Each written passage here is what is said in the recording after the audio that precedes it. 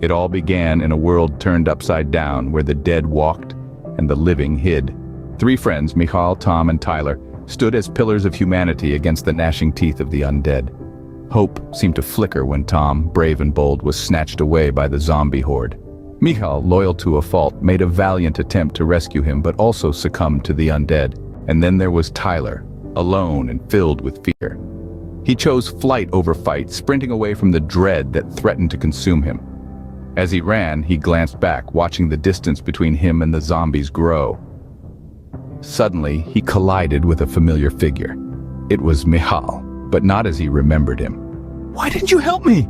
Michal's voice echoed, followed by the chilling sound of teeth sinking into flesh. Tyler looked down in horror, expecting to see his arm marred by a gruesome bite.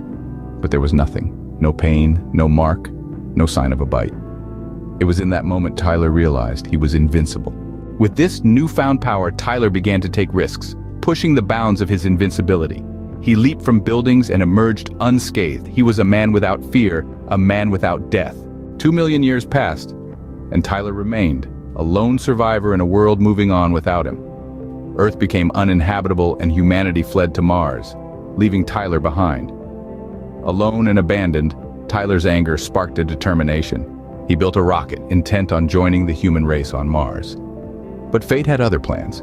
His rocket malfunctioned, leaving Tyler stranded in the infinite expanse of space, wishing for an end that would not come.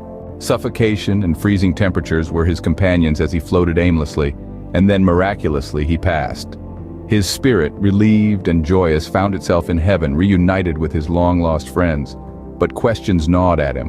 Why was he made immortal? God's answer was simple: I wanted to have some fun. That answer did not sit well with Tyler. He lashed out, a futile attempt against the Almighty. God, in response, snapped his fingers, and Tyler once again found himself falling, this time into the depths of hell. In summary, Tyler's journey took him from a zombie apocalypse to the edge of space, from heaven to hell. He was a man who ran from danger, discovered his invincibility, and used it recklessly.